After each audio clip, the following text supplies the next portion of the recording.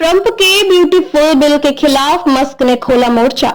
एक पोस्ट से मची सनसनी। क्या यूएस में खत्म होगा टू पार्टी सिस्टम?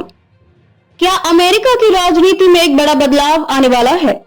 क्या दो ही पार्टियों तक सीमित अमेरिकी राजनीति अब तीसरे विकल्प के लिए तैयार है?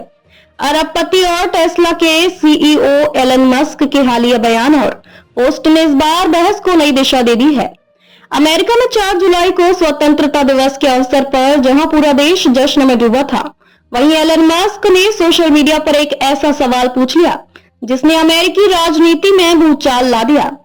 उन्होंने एक्स पर पोस्ट करते हुए पूछा, क्या हमें अमेरिका पार्टी बनानी चाहिए? यह सवाल सिर्फ एक राय नहीं था, बल्कि इसके पीछे एक रणनीति और संभावित बदलाव की झलक भी थी। मस्क ने इस विचार को एक सर्वे के रूप में पेश किया और देखते ही देखते इस पर प्रतिक्रियाओं की बाढ़ आ गई। एक यूजर ने लिखा, एलन मस्क की तीसरी पार्टी बनना वैसा ही है जैसे टेस्ला और स्पेसएक्स। जोखिम भरा, लेकिन अगर सफल हुआ तो गेम पूरी तरह बदल सकता है। इस कमेंट पर मस्क ने खुद जवाब देते हुए कहा कि यह केवल एक विचार नहीं है, बल्कि इसके पीछे एक संभावित रणनीति भी है जिस पर काम किया जा सकता है। एलन मस्क क्यों लाना चाहते हैं तीसरी पार्टी?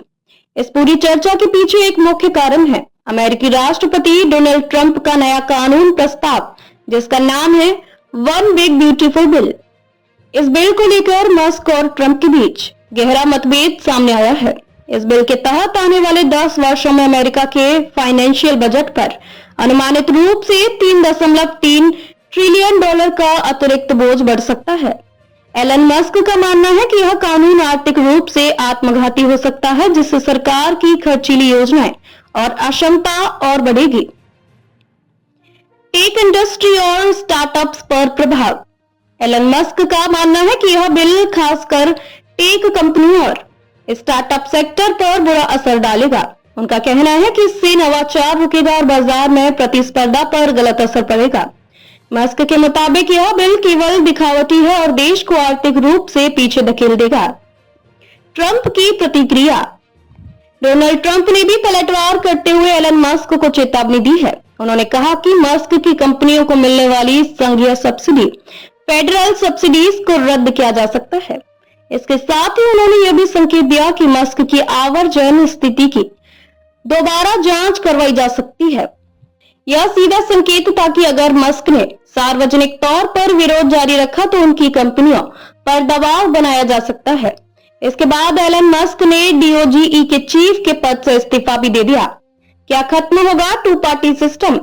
अमेरिकी राजनीति दशकों से दो मुख्य पार्टियों डेमोक्रेट्स और रिपब्लिकन्स के इर्द गिर्द घूमती रही है, लेकिन स्वतंत्र वोटर, युवा वर्ग और टेक समुदाय में इस व्यवस्था के खिलाफ असंतोष बढ़ता जा रहा है।